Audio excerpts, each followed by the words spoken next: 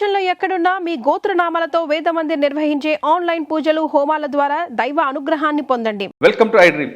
ఒక వ్యక్తి నేరం చేస్తే ఆ బాధితులు పోలీస్ స్టేషన్లో కంప్లైంట్ ఇస్తారు. కంప్లైంట్ ఇచ్చిన తర్వాత ఎఫ్ఐఆర్ అవుతుంది. దాని తర్వాత దర్యాప్తు జరిగిన తర్వాత ఛార్జ్షీట్ వేస్తారు. అక్కడ నుండి ఆ కేసు అనేది కోర్టుకు వెళ్తుంది. కోర్టులో ఛార్జ్షీట్ వేసిన ఐఓ గారు తర్వాత ప్రాసిక్యూషన్ కోర్టులో కరెక్ట్గా సబ్మిట్ చేస్తే జడ్జి గారు వాళ్ళ వాదనని నమ్మి తర్వాత శిక్ష వేస్తారు. ఇది ప్రొసీజర్. కానీ ఇక్కడ 3 వర్గాలే కనిపిస్తుంటాయి. అంటే బాధితుడు, ఐఓ అంటే ఇన్వెస్టిగేషన్ ఆఫీసర్, తర్వాత ప్రాసిక్యూషన్ అంటే పబ్లిక్ ప్రాసిక్యూటర్ లేదా ఏపీపీ కానీ, తర్వాత జడ్జి గారు. కానీ దీనికి మధ్యలో ఇంకొక ఆఫీసర్ ఉంటారు. వాళ్ళే లైజనింగ్ ఆఫీసర్స్. ఐఓ జరిగిన తర్వాత దర్యాప్తు చేసిన అధికారికి, కోర్టులో ప్రాసిక్యూషన్కి మధ్యలో ఒక బ్రిడ్జ్ లాగా ఉంటారు లైజనింగ్ ఆఫీసర్స్. ఆ లైజనింగ్ ఆఫీసర్స్ కేసుని ముందు వరకు నడిపించడం, సాక్షులను కోర్టుకు తీసుకురావడం, వాళ్ళు బెదిరిపోకుండా భయపడకుండా వాళ్ళకి మళ్ళీ తిరిగి వాళ్ళకి ఏం జరిగిందనే విషయానికి ఎవరికి మెమరీ చేయడం, తర్వాత ఎప్పుడో ఛార్జ్షీట్ వేసి వెళ్ళిపోయిన ఐఓ కూడా అంటే పోలీస్ ఆఫీసర్ కూడా ఆ కేసు గురించి వివరాలు ఇవ్వడం, ఎప్పటికప్పుడు మానిటరింగ్ చేసి ఇటు బాధితుడికి అదేవిధంగా పోలీస్ ఆఫీసర్కి అటు ప్రాసిక్యూషన్కి ఈ ముగ్గురి మధ్యన ఒక బ్రిడ్జిలో ఉన్న వాళ్ళే లైజనింగ్ ఆఫీసర్స్. ఇంతవరకు మనం పోలీస్ ఆఫీసర్లు చేసాం, అదేవిధంగా బాధితులు చేస్తాం, ప్రాసిక్యూషన్ చేస్తాం, జడ్జిలు చేస్తాం. కానీ ఇప్పుడు లైజనింగ్ ఆఫీసర్స్ని ఫస్ట్ టైం పరిచయం చేస్తున్నాం. వీళ్ళు చాలా చాలా చాలా ఇంపార్టెంట్. శిక్ష పడాలంటే ఖచ్చితంగా వాళ్ళ యొక్క రోల్ చాలా కనిపిస్తుంది. అటువంటి వాళ్ళని ఇప్పుడు ఏలూరులో లైజనింగ్ ఆఫీసర్ని పరిచయం చేస్తున్నా. వీళ్ళు చాలా ఇంపార్టెంట్ కనిపిస్తారు. వీళ్ళకి ఎంత నాలెడ్జ్ ఉంటుందంటే లైజనింగ్ ఆఫీసర్స్కి కేవలం ఏలూరే కాదు, వాళ్ళు పబ్లిక్ ప్రాసిక్యూటర్ కూడా తెలియని సెక్షన్ వాళ్ళు చెప్తుంటారు. ఎందుకంటే కోర్టులో వాళ్ళు నిరంతరం ఉంటారు కాబట్టి అన్ని సెక్షన్ల మీద వాళ్ళ పూర్తిగా అవసరం ఉంటుంది. ఇప్పుడు మనం ఫస్ట్ ఏలూరులో కోర్టు లైజనింగ్ ఆఫీసర్ పరిచయం చేస్తున్న ఆ టీంలో ముందుగా రమణ కుమార్ గారు ఉన్నారు. ఆవిడ నెంబర్ 1 లైజనింగ్ ఆఫీసర్. తర్వాత మల్లికార్జున ఉన్నారు, శ్రీనివాస్ ఉన్నారు. వీళ్ళు ముగ్గురు కూడా ఒక్కొక్క కేసులో ఒక్కొక్క వింగ్లో ఎక్స్పర్ట్స్. ఒక పోక్సో కేసులో ఒకరైతే, ఒకరు మర్డర్ కేసులో, ఒకరు సివిల్ కేసులో. ఈ 3 కేసుల్లో ఎలాగ శిక్ష పడాలి, వాళ్ళని బాధితుల్ని ఎలాగ ఇన్ కెమెరా ఎలాగ రికార్డ్ చేయాలి, ప్రాసిక్యూషన్ కావాల్సిన సపోర్ట్ ఏమి ఇవ్వాలి, విక్టిమ్కి ఏం చెప్పాలి, అదేవిధంగా విట్నెస్కి ఏం బ్రీఫ్ చేయాలనే విషయాన్ని వీళ్ళు ముగ్గురు కూడా ఉన్నారు. ఇప్పుడు 1 by 1 పరిచయం చేస్తా. కోర్టు లైజనింగ్ ఆఫీసర్ రోల్ ఏంటో మీ అందరికి చూపిస్తాను. మల్లికార్జున నమస్తే, రమణమ్మ నమస్తే, శ్రీనివాస్ గారు నమస్తే. సాధారణ కోర్టు లైజనింగ్ ఆఫీసర్ రోల్ అనేది చాలా ఇంపార్టెంట్ కనిపిస్తుంది. అంటే మీరు తెర వెనకే ఉంటారు కానీ ఏం జరుగుతున్న విషయం ఎవరికి తెలియదు. కానీ ఏలూరు ఎస్పీ గారు మాత్రం ఫస్ట్ టైం చెప్పారు, సార్ మా దగ్గర రమణమ్మ, మల్లికార్జున, శ్రీనివాస్ గారు ఉన్నారండి, వీళ్ళు పర్ఫెక్ట్గా ఉంటారు, వాళ్ళు కరెక్ట్గా చేపట్టి మా దీంట్లో కన్వర్షన్ రేట్ పెరిగిందండి. ఫస్ట్ మీ దగ్గర మాట్లాడుతాం పోక్సో కేసు. ఆమెని ఏ విధంగా కోర్టులో బ్రీఫ్ చేయాలి, ఆ కేసుని ఎలాగ మనం కోర్టుకు తీసుకువెళ్ళాలి, ప్రాసిక్యూషన్ అందులో ఏం చెప్పాలి, ఇవన్నీ ఏ విధంగా చేస్తుంటారు? ముందు మీ ప్రొసీజర్ చెప్పండి. నేరం జరిగిన తర్వాత అది ఛార్జ్షీటు అంతా తమరు చెప్పారు సార్. నెంబరు అయిన తర్వాత విక్టిము ట్రయల్ ఫిక్స్ చేస్తారు సార్ జడ్జి గారు. ట్రయల్ ఫిక్స్ చేసిన తర్వాత కోర్టుకి విక్టిమ్ వస్తారు సార్. సమన్లు సర్వ్ చేసిన తర్వాత వచ్చిన తర్వాత విక్టిమ్ని పీపీ గారి దగ్గర ముందు ప్రొడ్యూస్ చేస్తాం సార్. పీపీ గారి దగ్గర ప్రొడ్యూస్ చేసినప్పుడు పీపీ గారు విక్టిమ్కి ఒకసారి మాట్లాడతారు సార్. మాట్లాడి అసలు ఏం జరిగిందమ్మా ఏంటి అని అడుగుతారు సార్. అడిగిన తర్వాత దాన్ని బట్టి సార్ చదివి దానిలో అమ్మాయినికి రీఫ్రెష్ చేస్తారు సార్. ఇంతకుముందు నేరం ఈ విధంగా జరిగిందని మీరు ఇచ్చారు, ఇది కరెక్టేనమ్మా, మీరు ఏం చెప్తారని రిఫ్రెష్ చేస్తారు సార్. దాన్ని బట్టి పీపీ గారు విక్టిమ్తో లైజన్ మాట్లాడిన తర్వాత ఆమెని సిడబ్ల్యూసి వాళ్ళు ఉంటారు సార్, మేము కూడా ఉంటాం సార్, పోలీసు జిల్లాల పోక్సో కోర్టు లైజన్ నేను శ్రీనివాస్ గారు ఉంటాం సార్. అక్కడ సిడబ్ల్యూసి నుంచి ఒక అడ్వకేట్ గారు, సిడబ్ల్యూసి అంటే ఉమెన్ వెల్ఫేర్ డిపార్ట్మెంట్ నుంచి ఒక అడ్వకేట్ గారు, ఒక ఉమెన్ డీసీపీఓ గారు వస్తారు సార్. వాళ్ళు కూడా అమ్మాయితో మాట్లాడతారు సార్. పోక్సో కోర్టులో పోక్సో కేసు జరిగినప్పుడు ఏంటంటే ఎవరైతే అక్యూజ్డ్ ఉన్నాడో అతనికి విక్టిమ్ కనిపించకూడదు సార్. పీపీ గారు రూమ్ నుంచి సారు రిఫ్రెష్ చేసిన తర్వాత విక్టిమ్ రూమ్కి ఆమెను తీసుకొస్తాం సార్. పక్కనే జడ్జి గారు ఛాంబర్ పక్కనే ఉంటారు సార్. అక్కడ అమ్మాయిని పెట్టిన తర్వాత ఈ సిడబ్ల్యూసి వాళ్ళు వాళ్ళతో ఉంటారు సార్. మేము కూడా బయట వెయిట్ చేస్తాం సార్, ఎవరిని కలవనివ్వకుండా, ఎవరితోనే మాట్లాడనివ్వకుండా. మాట్లాడతారు. విక్టిమ్ ఫస్ట్ మాట్లాడేది విక్టిమ్తోనే సార్, జడ్జి గారు మాట్లాడేది రూమ్లో. కనిపిస్తుందా జడ్జి గారికి లోపల ఇన్ కెమెరా ప్రొసీడింగ్స్ జరుగుతాయి సార్. ఓన్లీ ఎవరైతే అడ్వకేట్ ఉన్నారో అడ్వకేటు, పీపీ గారు, కోర్టు జడ్జి గారు, స్టాఫ్ ఎవరైతే స్టెనో, రికార్డ్ అసిస్టెంట్, బెంచ్ గుమస్తా వాళ్ళే ఉంటారు సార్. ఈవెన్ పోలీస్ కూడా ఎవరు లోపల ఉండవు సార్. ఎక్యూజ్డ్ కూడా బయటే ఉంటారు సార్. జడ్జి గారు కెమెరాలో అతనికి ఈమె ఏం మాట్లాడుతుందో అవి వాళ్ళకి సెట్ చేస్తారు సార్. అతను ఎవరైతే ఎక్యూజ్డ్ ఉన్నాడో అతను వింటాడు సార్ బయట ఈమె చెప్పేది. దాన్ని బట్టి విక్టిమ్ జడ్జి గారు ఎగ్జామ్ చేసిన తర్వాత ఆమెను పంపించిన తర్వాత బయటికి పంపిస్తారు సార్. చీఫ్ క్రాస్ రెండు లోపలే జరుగుతాయి సార్. ఎవరికి తెలియదు సార్, ఈవెన్ లాయర్ గారికే తెలుస్తుంది సార్, మాకు కూడా తెలియదు సార్. నెక్స్ట్ విట్నెస్ మాత్రం మాకు విక్టిమ్ మదరో ఫాదరో ఎవరైతే వాళ్ళ దగ్గర నుంచి మామూలుగా ఓపెన్ కోర్టులో జరుగుతుంది సార్. విక్టిమ్ మాత్రం ఎక్యూజ్డ్కి కనిపించనివ్వకుండా జాగ్రత్తగా సెక్యూర్ చేస్తాం సార్ మేము. అంటే విక్టిమ్ చెప్పే మాటలు ఎక్యూజ్డ్ వింటాడు సార్. వింటాడు. అప్పుడు నేను జరిగింది జరగలేదని చెప్పడానికి లేదు సార్, వినాలంతే సార్.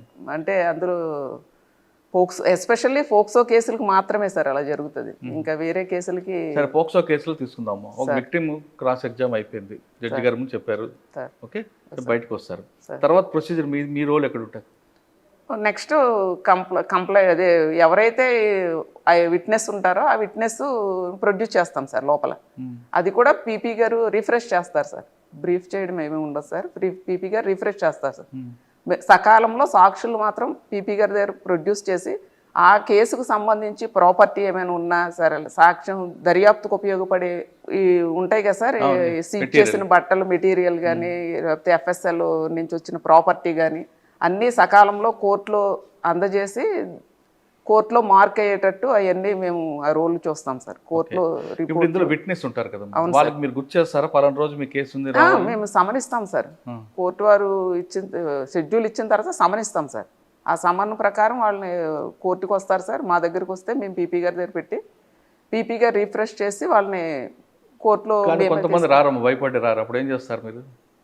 భయపడి రారంటే కోర్టుకు వస్తారు సార్, రారు అన్న ఏముండదు సార్. ఒక విట్నెస్ వచ్చారు అనుకోండి సార్, వచ్చినప్పుడు వాళ్ళకి కావాల్సిన భద్రత అంతా మీరు చూస్తారా? మేము చూస్తాం, చూస్తాం సార్ కంపల్సరీ. మేము ఈవెన్ అక్కడ ఇద్దరం ఉంటాం కదా సార్, మేము ఖచ్చితంగా వాళ్ళని ప్రొటెక్ట్ చేస్తూ ఉంటాం సార్, ఎవరితోని మాట్లాడినవ్వకుండా. అంటే వాళ్ళు బయట వాళ్ళతో కలిసితే మళ్ళీ కేసు ఏమైనా వీక్ అవుతుందేమని వాళ్ళని కూడా ప్రొటెక్ట్ చేస్తూ ఉంటాం సార్. అదొకటే కాకుండా విట్నెస్ కావాల్సిన భోజనాలు ఏర్పాటు చేస్తారు. అవసరమైతే మేమే తీసుకెళ్ళి భోజనం ఇప్పించడము, లేకపోతే కొంతమంది విక్టిమ్స్ ఉంటారు సార్. ఒక గ్రేవ్ కేసు అనుకోండి సార్, 3 to 4 hours అలాగా ట్రయల్ జరుగుతుంది సార్. అలాంటప్పుడు వాళ్ళు బయటికి వాళ్ళని పంపించడానికి లేదు సార్, మేమే అరేంజ్ చేసి దగ్గరుండి చూస్తాం సార్. ఓకే, ఈ ప్రక్రియలో మొత్తం మీద మీ సర్వీస్లో చాలా కేసులు చూస్తుంటారు ఈ ప్రొసీజర్లో. ఈ ప్రొసీజర్ చేసినంత ఏంటో మీకు బాగా గుర్తుండిపోయిన ఒక కేసు చెప్పండి. అది పోక్సో కావచ్చు లేదా ఇంక వేరే కేసు అని పర్వాలేదు. మేము 2023లో ఏలూరు, నేను ప్రజెంట్ దిశ పోలీస్ స్టేషన్లో చేస్తున్నాను సార్, ఉమెన్ పోలీస్ స్టేషన్ ఏలూరులో చేస్తున్నాను సార్. 2023లో స్టెప్ ఫాదరు అమ్మాయి 2 పాపల్ని, అంటే ఒక వైఫ్కి 2 పాపలు ఉన్నారు, భర్త చనిపోయారు. ఇతను 2వ మ్యారేజ్ చేసుకున్నాడు సార్. అమ్మాయిని చేసుకుంటే అమ్మాయిని కొంతకాలం పాపకి 4 years 3 years 2 పాపలు సార్. ఆ ఏజ్లో మ్యారేజ్ చేసుకున్నాడు సార్. వాళ్ళకి 12, 13 వచ్చే వరకు బాగానే ఉన్నారు సార్ వీళ్ళు కాపురం. 12, 13 వచ్చిన తర్వాత అమ్మాయి కొంచెం 8th class అలా 8th classకి వచ్చినప్పటి నుంచి అతను ఆ పిల్లలతో అబ్యూజ్ చేయడం అలా చేయడం జరిగింది సార్. అత్యాచారం చేయడం, ఆ పాపకి పెద్ద పాపకి ఒక పాప పుట్టడం, అయ్యో ఇంట్లోనే డెలివరీ కూడా చేయడం. తల్లి కూడా సపోర్ట్ చేసింది సార్, తల్లి కూడా సపోర్ట్ చేసింది సార్ మనకి. లేకపోతే ఇతను బెదిరించాడు సార్, మిమ్మల్ని ముగ్గురిని నేను చెప్పినట్టు వినకపోతే మిమ్మల్ని ముగ్గురిని చంపేస్తానని బెదిరిస్తే వీళ్ళు ఇంకా అతని మాటలకి బయట ప్రపంచం ఏమీ తెలియడం లేదు సార్. స్కూల్కి వెళ్ళినా కూడా వెనకాల వెళ్ళేవాడు సార్, పిల్లల వెనకాల సైకిల్ వేసుకుని వెళ్ళి స్కూల్ అయిన తర్వాత మళ్ళీ వచ్చి తీసుకొచ్చి ఇంటి దగ్గర పెట్టి చుట్టుపక్కల వాళ్ళని ఎవరిని మాట్లాడనివ్వకుండా లోన్లీ ప్రదేశాల్లో పెట్టాడు సార్ అతను కాపురం, అతను ఫ్యామిలీని. ఆ తర్వాత ఆ కేసు మాకు వచ్చిన తర్వాత మేము ఫస్ట్ పెద్ద పాపకి ఒక పాప పుట్టింది సార్. 2 yearsలో మాకు వచ్చింది సార్. మళ్ళీ ఆ పెద్ద పాప అప్పటికి 4th month ప్రెగ్నెంట్ సార్. తర్వాత అదే ఫస్ట్ డెలివరీ అయింది. డెలివరీ ఇంట్లోనే చేశారు సార్, ఇంట్లోనే యూట్యూబ్ చూసి ఇంట్లోనే డెలివరీ చేశారు సార్. మళ్ళీ సెకండ్ టైం ప్రెగ్నెన్సీ టైంలో మాకు తెలిసింది సార్ కేసు. ఈలోగా చిన్న పాపను కూడా ఇలాగ అత్యాచారం చేశాడు సార్. చిన్న పాప కూడా, అమ్మాయి ఏజ్ ఇప్పుడు ప్రజెంట్ 15 years సార్. 15 ఇయర్స్. ఆ పాపకు కూడా నా బాబు పుట్టాడు సార్. రెండో ఆమెకు కూడా రెండో ఆమెకు కూడా యూట్యూబ్ చూసి డెలివరీ చేశాడు సార్. ఇదంతా తల్లి సహకారంతోనే. తల్లి సహకారంతోనే సార్. ఇది మా అప్పుడున్న SP sir, DSP sir, Srinivasulu sir, అలాగే మా అప్పుడు Disha police station sir, present ఉమ్మిన పోలీస్ స్టేషన్, సిఐ గారు ఇంద్ర శ్రీనివాసరావు గారు ఎఫ్ఐఆర్ వేశారు సార్. తర్వాత దీంట్లో శ్రీనివాస్ గారు మన డిఎస్పీ శ్రీనివాసులు సారు ఛార్జ్షీట్ వేశారు సార్. తర్వాత వెంటనే రిమాండ్లో తల్లిని తండ్రిని మేము అరెస్ట్ చేసాం సార్. అరెస్ట్ చేసిన తర్వాత నెంబర్ అయిన తర్వాత వీళ్ళని మేము హోమ్లో పెట్టాం సార్. వీళ్ళని అరెస్ట్ చేయడము, పిల్లల్ని హోమ్లో పెట్టడము రెండు ఒకేసారి జరిగినాయి సార్. హోమ్ నుంచే తీసుకొచ్చి ప్రొడ్యూస్ చేసేవాళ్ళం సార్ దేనికి, కోర్టుకి, ట్రయల్కి. అలా ప్రొడ్యూస్ చేసిన తర్వాత జడ్జిమెంట్ ఇచ్చారు సార్. అందరూ కూడా బాగా చెప్పారు, సాక్ష్యం అంతా. జడ్జిమెంట్ ఇచ్చిన తర్వాత జీవిత కారాగార శిక్ష వేశారు సార్. బతికున్నంత కాలం ఇద్దరికి డబుల్ లైఫ్ వేశారు సార్. దాంట్లో తీసుకొస్తుంది ఇంట్లో వాళ్ళు ఏమైనా అన్నారా? పార్టీ మిమ్మల్ని బెదిరించడం, వాళ్ళని బెదిరించడం కానీ అంటే చాలా ట్రై చేశారు సార్. వాళ్ళతో రాజీ పడడానికి, వాళ్ళ బంధువులు కానీ విక్టిమ్స్తో మాట్లాడడానికి అలాగా చాలా ట్రై చేశారు సార్. మేమైతే వాళ్ళని ప్రొటెక్ట్ చేసాం సార్. శిక్ష పడింది. డబుల్ లైఫ్ సర్వీస్లో ఎన్ని ఉంటాయమ్మా కన్విక్షన్? ఒక 24 ఎన్నో ఉన్నాయి సార్. 24 ఉన్నాయి సార్. అన్ని లైఫ్లో ఎక్కువ ఉన్నాయి సార్. 376లు ఒక 12-13 ఉంటాయి సార్. నేను అంతకుముందు ఏలూరు 2 టౌన్ చేసినప్పుడు మర్డర్ కేసులో ఒక 5 మర్డర్ కేసుల్లో లైఫ్ పడ్డా సార్ ఏలూరులో. మర్డర్ కేసులు బాగా గుర్తుందా? మర్డర్ కేసులు గుర్తున్నాయి సార్. 2011లో ఏలూరు 2 టౌన్లో నేను వర్క్ చేస్తున్నప్పుడు కొత్తపేటలో మర్డర్ ఒకటి జరిగింది సార్. అప్పుడు ఇన్వెస్టిగేషన్ ఆఫీసర్ వచ్చి ఏలూరు టౌన్ సిఐ గారు ఎన్ మురళీకృష్ణ గారు సార్, వాళ్ళని ముద్దాయిలను 8 మెంబర్స్ని అరెస్ట్ చేసి, అంటే సీరియల్ మర్డర్ జరిగింది సార్. ఆ టైంలో ఒక 4 జరిగినాయి సార్ సీరియల్. వీళ్ళు 2 పార్టీలు ఇటు అటు అలా. దాన్ని సార్ ఇన్వెస్టిగేషన్ బాగా చేశారు. తర్వాత మనకి ఎఫ్ఎస్ఎల్లో అన్ని ప్రాపర్టీ అంతా బాగా వచ్చింది. ఫస్ట్ ఏడీజే కోర్టు ఏలూరులో ట్రయల్ జరిగింది సార్. దాంట్లో 8 మెంబర్స్కి శిక్ష లైఫ్ వేశారు సార్. మీరు 20 పైగా ఉన్నాయంటారు కన్విక్షన్. మీరు ఎంత బాగా కష్టపడిన తర్వాత కూడా అక్విట్ వెళ్ళిపోయిన కేసులు ఉన్నాయా? మీరు బాగా ఎఫర్ట్ పెట్టారు, అందులో ఖచ్చితంగా కన్విక్షన్ వస్తుంది అనుకున్నారు, కానీ అక్విటల్ వస్తుంటుంది. అంటే అక్విటల్ అవ్వడానికి డిఫరెంట్ రీజన్స్ ఉంటాయి సార్. మీకు విట్నెస్ హాస్టల్ అయిపోవడం ఇవన్నీ ఉంటాయి, కానీ మీ కష్టం అనేది అక్కడ రిఫ్లెక్ట్ అవుతుంటుంది. ప్రజెంట్ అయితే అలాగా మేము ఏదైతే చూస్ చేసామో అవన్నీ కూడా కన్విక్షన్ వచ్చినాయి సార్. అక్విటల్ అయినాయి. ఈ బోత్ పార్టీస్ రాజీ పడితే ఏదైనా అవుట్ ఆఫ్ సెటిల్ అయితే ఏమో చెప్పలేం కానీ సార్, మా దృష్టిలోకి వచ్చినాయి ప్రతిదీ కూడా మేము అక్విటల్ అన్నది ఉండదు సార్. కానీ మీ టీం గుర్తింపు లేదని బాధన ఎప్పుడు ఉంటుందో? ఎందుకంటే క్రెడిట్ అంతా ఐవోకి వెళ్ళిపోతుంటుంది కన్విక్షన్ అవ్వగానే. లేదు సార్, అలాగేం లేదు సార్. మా ఎస్పీ సార్ కన్విక్షన్ రాగానే ప్రెస్ మీట్ పెడతా సార్. ప్రెస్ మీట్ పెట్టి దాన్ని ఈ మధ్య కాలంలో కోర్ట్ టీంని, లైజన్ టీంని చూపిస్తున్నారు, కానీ గతంలో ఎప్పుడు లేదు కదా అది. గతంలో కూడా అంటే స్టేషన్ నుంచి ఒక్కొక్కరు అలా వచ్చేవారు సార్. ఇప్పుడు సార్ వచ్చిన తర్వాత 1 ఇయర్ నుంచి మేము కోర్టుకు ఒకళ్ళు ఉంటాం సార్. అంటే పోక్సో కోర్టులో ఎక్కువ కేసులు ఉంటాయి కాబట్టి 2 ఉన్నాం సార్. సార్ పీడీజీ ఒక్కలే ఉంటారు సార్. అది కాకుండా అమ్మా సార్ మీకు చేతి ఖర్చులు పడతాయి, జోబు నుంచి పెట్టుకోవాల్సి వస్తుంది కొన్నిసార్లు, విక్టిమ్ భోజనాలు గానో దానికో.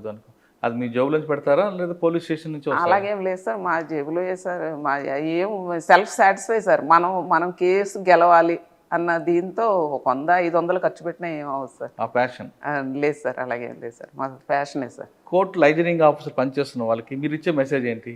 అంటే ఎలా చేస్తే మనం అది నడిపించడం, ఆ బ్రిడ్జ్ మీద నడిపిస్తే ఆ చైన్ ఉంటుంది కదా లింక్, ఆ లింక్ తెగిపోకుండా ఎలా చేస్తుంటారు మీరు? ఫస్ట్ వాళ్ళకి షెడ్యూల్ ఇచ్చిన నుంచి సార్ సమన్లో సకాలంలో సర్వ్ చేయాలి సార్. సర్వ్ చేయాలి. మేమైతే ఇక్కడ మా జిల్లాలో జరిగేది మాకు షెడ్యూల్ రాగానే మేము డీసీఆర్బీకి షెడ్యూల్ కాపీ పంపిస్తాం సార్. అలాగే మేము ఎక్కువ గ్రేవ్ కేసులే చేస్తాం సార్. పెద్ద కేసులు చూస్తాం సార్. లైజన్ ఉన్నది మేము పెద్ద కేసులకే సార్, డిస్ట్రిక్ట్ సెషన్స్ కోర్టులకే సార్. ఆ కేసుల్లో ఆ కన్సర్న్ డిఎస్పీలు కానీ, సిఏలు కానీ, ఎస్ఐలతో కూడా మాట్లాడతాం సార్. ఆ సిడి ఫైల్ చెప్పండి. షెడ్యూల్ అవ్వగానే ఏం చేయాలి? ప్రొసీజర్ చెప్పండి. ప్రొసీజర్ ఫస్ట్ షెడ్యూల్ ఇవ్వగానే ఆ షెడ్యూల్ కాపీని కన్సర్న్ పోలీస్ స్టేషన్ పంపిస్తాం సార్. పంపించి సిడి ఫైల్ తెప్పిస్తాం సార్. ఆఫీసర్స్తో మాట్లాడి సిడి ఫైల్ తెప్పిస్తాం సార్. ఈలోగా ఆఫీసర్లు ఆ సమన్లన్నీ సర్వ్ చేపిస్తారు సార్. ఎవరైతే ఏ పోలీస్ స్టేషన్ పరిధి అయితే ఆ పోలీస్ స్టేషన్లో ఆ సమన్లన్నీ సర్వ్ చేపిస్తారు సార్. సర్వ్ చేపించిన తర్వాత ట్రయల్కి ఒక 2 రోజుల ముందు మేము వాళ్ళని తీసుకుని వస్తే మేము పీపీ గారి దగ్గర ఒకసారి మాట్లాడిస్తాం సార్, రీఫ్రెష్ చేపిస్తాం సార్ పీపీ గారి దగ్గర. మాట్లాడించిన తర్వాత అందులో ఫైల్ మేము కూడా చదువుతాం సార్. అందులో ఏంటి మనం ఏమి మార్క్ చేయించాలి, ఏం చెప్పించాలి, పీపీ గారు అట్ ది సేమ్ టైం చదువుతారు సార్, మేము కూడా చదువుతాం సార్. అందులో ప్రాపర్టీ ఏముంది అప్పుడు చదివే క్రమంలో సార్ మీ వాళ్ళు చార్జ్ షీట్ వేసినప్పుడు కొన్ని కాపీ పేస్ట్, కొన్ని బై మిస్టేక్ కొన్ని జరుగుతుంటాయి. అవి ఐడెంటిఫై చేసి వాళ్ళకి పంపిస్తుంటారా? సరే తప్పు ఉంది, బై మిస్టేక్ అందని, లేదంటే చేస్తాం అయ్యో పంపారు మనకెందుకు లేదు సార్, చేస్తాం సార్, ఐడెంటిఫై చేస్తాం సార్. చేసి వెంటనే ఆఫీసర్ దృష్టిలో మన ప్రాబ్లం ఇది ఉందని చెప్తాం సార్. ఓహో, దాన్ని మాకు ఈయన ఉన్నారు సార్, లీగల్ అడ్వైజర్ సార్ ఉన్నారు, ఆ సారు సలహాలు కూడా తీసుకుంటాం సార్. ఈ విధంగా చేస్తే కన్విషన్ వస్తుంది. అవును సార్, అవును సార్. ఓకే, ఆమె చెప్తున్నట్లుగా ఇది ఒక ప్యాషన్గా పనిచేస్తే ఖచ్చితంగా కన్విషన్ వస్తుంది అంటున్నారు రమణం గారు. ఆమె సర్వీస్లో దాదాపు 20 మందికి శిక్ష పడింది, ఒకరికి డబల్ పడింది. రేప్ కేసు కాదు, ఏ కేసు అయినా గ్రేవ్ కేసు అయితే ఖచ్చితంగా ప్యాషన్గా చేస్తాం కాబట్టి ఆ కన్విషన్ రేట్ మాకుంది అంటున్నారు రమణమ్మ. ఇప్పుడు ఇదే